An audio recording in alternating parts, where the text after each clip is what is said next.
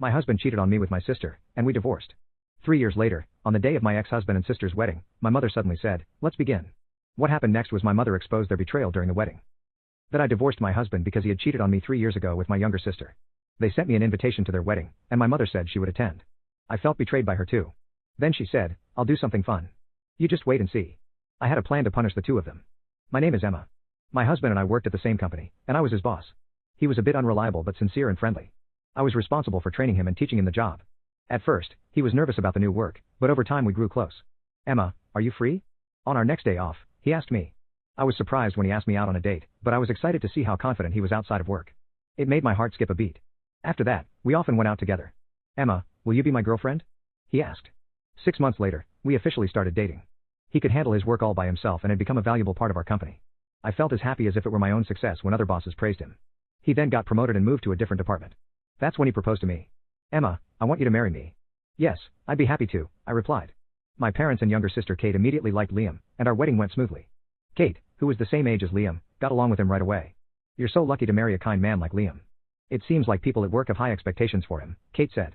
She had just broken up with her boyfriend and was yearning for marriage, always telling me how jealous she was of me. After our wedding, I continued working and taking care of the household, supporting Liam both at work and in our personal lives. At least I thought I was supporting him. About a year after our marriage, he started coming home later and later, and we hardly ever had dinner together. "Hey, Liam, we haven't talked about work lately. Is everything okay?" I asked. "Nothing's wrong," he replied tersely. "But you've been coming home late every day. If there's anything I can do to help." But there isn't, he cut me off. He used to share everything with me, but recently he seemed annoyed whenever I brought up work. On his days off, he'd either sleep all day, claiming exhaustion, or head out to clear his mind. Feeling like we weren't spending enough quality time together, I made a suggestion to Liam. "Hey, Liam, how about we go to a spa together during the next holiday?" My sister recommended a place to us.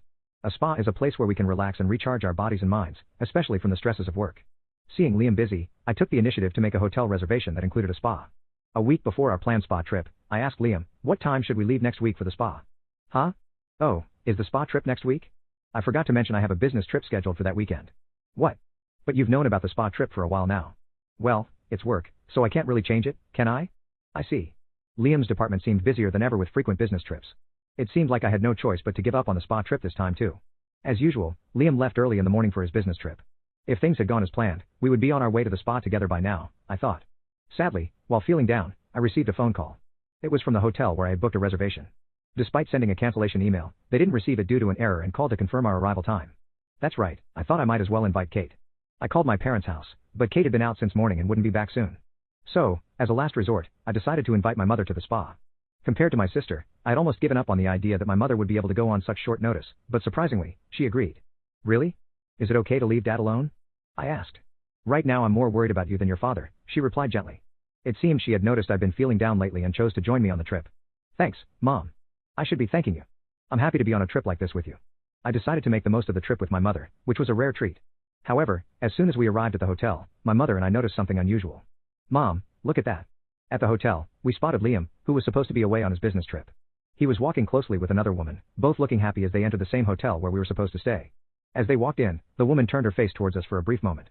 "You've got to be kidding," I whispered in disbelief. The woman with Liam was my sister, Kate. After that moment, shock took over, and I have vague memories of how I made it back home. My mother made me some tea, which eventually helped me start calming down. He had been lying to me. And not just Liam. Kate had deceived me too. After calming down, I called Liam's department as I suspected they hadn't been assigning business trips or much overtime for years. When I shared with my mother the days Liam came home late or was away on supposed business trips, it turned out Kate wasn't home on those days either, a detail that struck me. All those times he was late or away on trips, he was meeting Kate, wasn't he? I realized with a surge of anger rather than sadness. With the truth revealed, anger consumed me. "Mom, I'm divorcing Liam. I don't want to see Kate, so I won't visit home for a while." She stayed silent but understood my decision. I made all the preparations just before Liam returned. I organized the divorce papers, arranged a new contract for my own house, packed my things, and moved into a temporary apartment. Before settling into the new place, I left a letter along with the divorce papers for Liam. I specified that all legal matters, including alimony, would be handled through my lawyer, and I blocked all forms of communication with him. To keep my new address private from Liam and Kate, I didn't inform my parents. Since we worked at the same company, we occasionally crossed paths, but I avoided any interaction with him completely. Realizing the gravity of the situation, Liam quickly agreed to the divorce. He didn't disclose the reason to anyone, but our colleagues seemed to gather it from my behavior and wisely avoided discussing the matter. 3 years went by with me keeping my distance from both Liam and my family. One evening after work, I found my mother waiting for me in my room. "Mom, what's going on?" I asked. "I have something to show you," she replied, holding out an invitation. It was from Liam and Kate. To my surprise, Kate had left our family home and moved in with Liam. I had considered the possibility they might marry, but I never expected them to actually have a wedding and invite our parents. So, Mom, are you planning to go? I asked her. Of course I am, she answered firmly. I understood that I was the only one who still couldn't forgive him. It seemed they knew this, which was why they had only invited our parents to the wedding. Having distanced myself from Liam and my parents, I felt I had no right to object. Seeing my sadness, my mother smiled reassuringly and said, "Don't worry, I'm not going because I forgive him. Just wait and see." On the day of the wedding, my mother video called me. "I don't want to see their faces," I said, almost hanging up, but I remembered my mother's earlier words and stayed on the call. The screen displayed a slideshow that was being presented. The MC began introducing the slides. This slideshow was created by the bride's mother. She gathered photos from her beloved daughter's birth to the present and created this presentation, the MC announced. You can click on share and more to see if there is a part 2. My 32F husband, 34M, of nearly 10 years just asked for a divorce, like 5 hours ago. I am reeling. How does one fall back in love with someone? Posting on a throwaway account. Well, I, 32F, never thought I'd have to consider a life without my husband, 34M, who is also my absolute best friend. But it appears that is an increasingly real possibility. Let me give some background. My husband, James, fake names, yada yada, and I met in 2009, at a concert. He pursued me, and I was in high school at the time. He had recently graduated, and it was fun and low-stakes situationship. He was lovely, but I figured it was doomed to be short-lived, as I was leaving for college soon, so it wouldn't last. Well, I moved up to college, and he moved up to a nearby city to continue the relationship. We did over a year of long distance before he proposed to me, at the same musical artist we met at 2 years prior. I said yes, and he worked to move to the same city, and had a 4-year-long engagement. I finished my degree, he completed some schooling. We were thick as thieves, and helped each other through various tumult, such as parents' divorce and being young and impoverished. Neither of us have a very solid family of origin, which is one of the reasons I felt our relationship was so solid. We made a home in each other, and grew together. We really had no financial support or help, so I was and am incredibly proud of our younger selves for what we had managed to do for ourselves in spite of having virtually no safety net. We got our first adult jobs and bought our first house. Due to some circumstances, he moved to a different city for better work opportunities. We basically had our relationship squished into a 3-day weekend, but we made good use of the time and genuinely enjoyed each other. We did about 2.5 years of long distance like this, but still managed to see the world and still felt closer than ever, though we would often pine for each other. When the pandemic hit in 2020, we decided enough was enough, and took the plunge to live together again, and bought a house. We were extremely lucky with our timing, and I got a job in his city. We built an incredible life, and every day I found myself so grateful to be married to my best friend, and that we had such a solid foundation in our relationship. At this point, we had outlasted many of our friends' marriages, and would joke that we lucked out finding each other when we did, etc., just all around grateful for each other, and did our best to remind each other of that. So if the relationship is all so good, how is that I am asking internet strangers in a most likely futile effort in trying to salvage a marriage where one person is set on divorce? At least as far as I knew, until he went to stay with friends after a frustratingly brief conversation that completely blindsided me asking for a divorce. So back to my narrative. Over the past 4 years, we excelled in our careers, had some older pets pass away, continued to be each other's rock during times of crisis, including but not limited to, family members going to prison, helping one of our moms leave an abusive crazy ex-husband, deaths of family members both expected and unexpected, saw each other respond to winter blues, money stressors, haphazard house projects, and there's more, but I'm not in the headspace to think, nor be particularly articulate at the moment. Also during that time, we experienced a bit of a drought in our sex life. He was taking meds that increased his sex drive, side effects, and I was taking a med that decreased my sex drive, again, side effects. I'll admit, I definitely didn't initiate sex as often as I should have. He told me that it hurt his feelings to always be the one to try to initiate sex, and I'll be honest, due to some ingrained religious trauma, I had some things to work through. If this is where the issues started, but I'm sure it didn't help things. It was far from a dead bedroom, however. I find it important to speak to some of the challenges we had that were not yet resolved to the satisfaction of all parties. Honestly, I'd change my medication, I'd speak to a doctor about it, but we never really spent a dedicated time talking about it, and eventually he dropped the subject. Another hindsight red flag, goddammit. Now to the last 5 weeks. We went on a trip, and while on the trip, found out that James' aunt had passed. Really terrible situation on top of the fact that we had taken this trip with friends and carpooled the 20-something hour car ride together, and felt very much trapped as to what to do. James decided to make the best of the trip, and ultimately decided to put off the grieving until later. I tried everything to comfort and be there for him, and James essentially told me to stop asking about it, and knowing that everyone grieves differently, I gave him space, and remained sensitive to how he appeared/acted, but decided to allow him to take the first step when he wanted support with his grief. Since that trip, and only with the benefit of hindsight, James texted me less and less to check in. Less cuddly/physical affection, not really any quality time together. At first, I chalked it up to work being crazy for him, and for myself, it wasn't super uncommon for us to each have crazy hectic weeks, and be a little less in tune with each other from time to time. However, as time went on, I started asking James outright, "Hey, are we good? Do things feel off between us?" And he replied with something about work being crazy, all that. And I had no reason not to believe him. He's been an honest, gentle man whom I trusted completely. But things still felt off. Daily kisses goodbye weren't happening, and his texts felt more businesslike. Who fed the dogs, which bills have been paid, etc. And again, I asked him, "I feel disconnected from you." For probably the first time in our relationship. "Are you oak? Are we oak?" To which he doubled down on work being busy, which I accepted once more, though feeling increasingly like I needed to go out of my way to make him feel special. I coordinated a big birthday celebration for him, and booked us tickets for a cool romantic nature event for the two of us. He seemed to enjoy his party, though afterwards when everyone left, I tried to engage in our usual post-event friend group debrief, and James didn't really engage like he used to. I chalked it up to it being late, and went to bed. On the day of the nature experience thing, I wake up ready for the little adventure I planned for him and I, however, James said he had a stomach ache, and wouldn't be able to make it.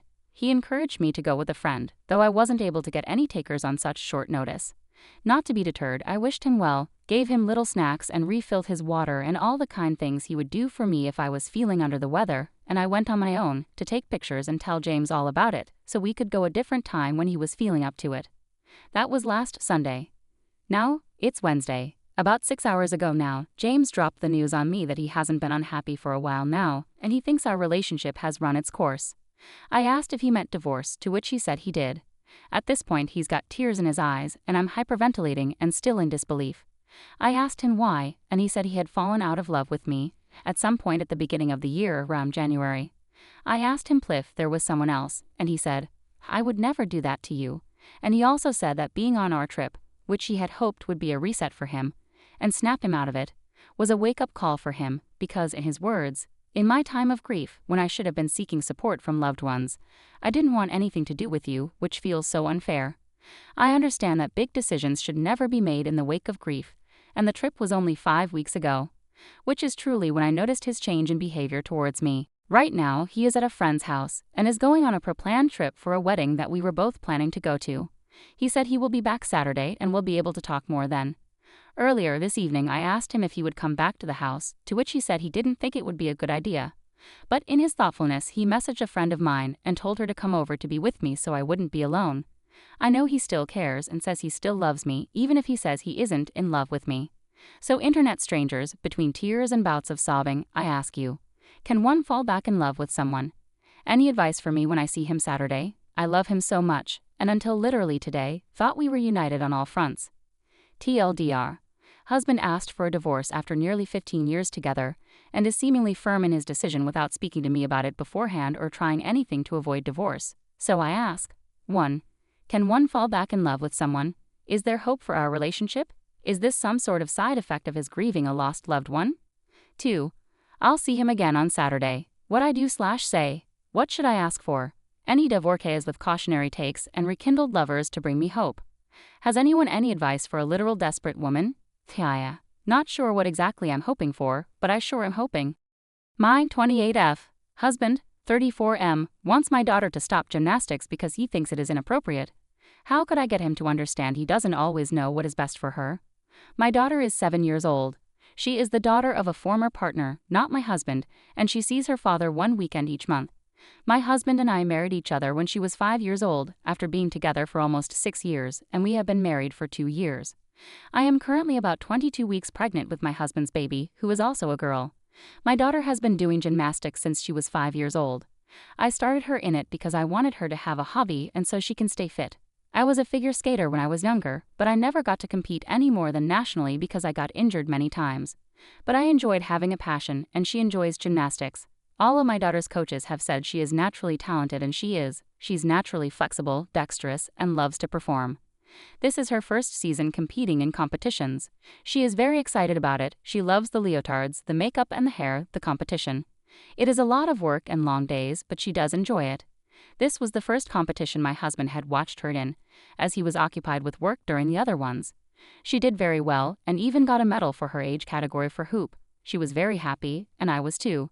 However, I noticed my husband was not very enthusiastic about the whole thing. When we got home and she was in bed, I asked him if everything was alright, as he seemed a bit disinterested today. He said that he thinks what she is doing is inappropriate, and it is not a good reflection on our family. I asked what he thought was inappropriate, and he said that the leotards, the music, the makeup, the splits, opening her legs in front of everyone, and the shaking of her bottom all seemed very sexual, and he didn't approve of it. And that he thinks that she should do figure skating like I did, or something like ballet, as it is far more appropriate. I will admit sometimes the leotards other girls wear can be inappropriate, but I always make sure her leotards cover her body and are not too high cut. She loves the makeup and the hair, it's like dressing up for her. I don't control her music or her routine, but it isn't any different to what all the other little girls do. I think she looks adorable, and not many men are watching her. Just the fathers of the other children. She enjoys it, it helps keep her slim, and it's good for her. I told him that, and he said that he is the one who pays for all of it, so if he thinks it isn't appropriate, he can make the decision for her to stop. She would be devastated if she had to stop gymnastics, and I told him that. I doubt she would enjoy figure skating, and she doesn't like ballet very much, as she does some of it with one of her coaches to improve her gymnastics. He seems to think he knows what is best for her, but she loves gymnastics, and it's good for her to have a hobby that she enjoys. But I don't know how to get him to understand that. My 23F boyfriend, 24M, canceled our summer vacation without talking to me first to go on a 4-month trip to Asia. Am I the asshole for wanting to break up with him over this? My boyfriend and I are together almost 3 years now and also lived together for 1 year. He is also my first relationship, so I am pretty attached to him. A little bit of backstory. We only went on one trip together for 4 days. The first year he went away with his family to Asia. Last year we wanted to travel together, but he started a new job and could not get off right away. I understood that. I also supported him to get this job because he was really unhappy with his old job. He promised me that we will go together this year for sure. Well, his parents invited him to go on a family trip to Asia again for this year, exactly the same time we planned out trip. He took their offer and canceled our plans. He will be going for 1 month. Now the thing I am very mad and disappointed about is that he just decided, without talking to me first, to stay for 4 months in Asia, 1 month with his friend, and the test alone.